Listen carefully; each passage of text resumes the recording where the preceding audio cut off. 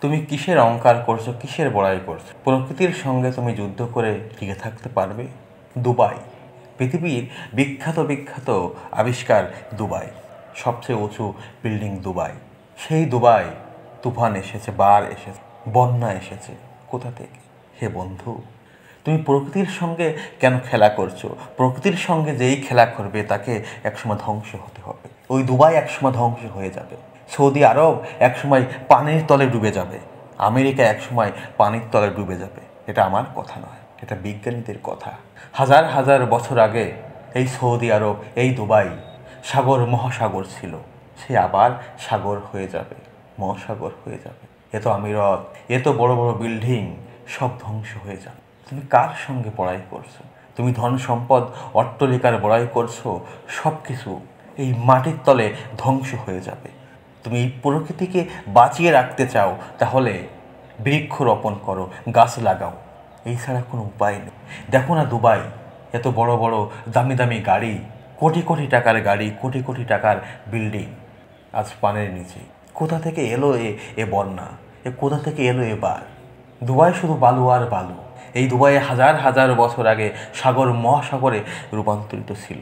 সেই সাগর মহাসাগর এখন ধীরে ধীরে অন্য জায়গায় রূপ নিয়ে দুবাই সৃষ্টি হয়ে গেছে বালুর চর।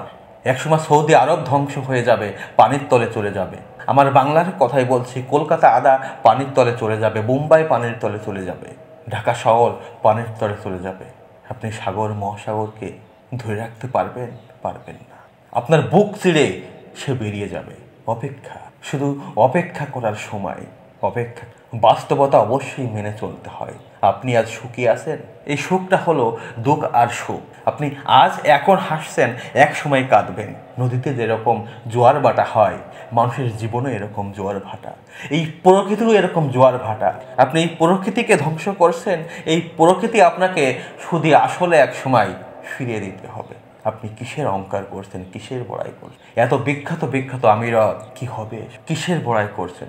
অহংকার করছেন আপনার ধন সম্পদের, অহংকার করছেন আপনার আত্মগৌরব, শিক্ষার। কিছুই আপনার সঙ্গে যাবে না। আপনার আদর্শ কর্মটাই সঙ্গে যাবে। আপনি প্রকৃতিকে বাঁচাতে চান, তাহলে বৃক্ষ রোপণ করুন, গাছ লাগান। এই প্রকৃতিকে ধ্বংস করে মানুষ কখনো বেঁচে থাকতে পারবে না। সকলকে অসংখ্য অসংখ্য ধন্যবাদ। আপনি ভালো আছেন, আপনার পাশের মানুষকে ভালো রাখার চেষ্টা করুন। আসুন আমরা সকলে মিলে ভালো থাকি, ভালো থাকার চেষ্টা করি। এই ভারতবর্ষকে একটা উন্নত দেশে রূপান্তর করি। ধন্যবাদ সকলকে।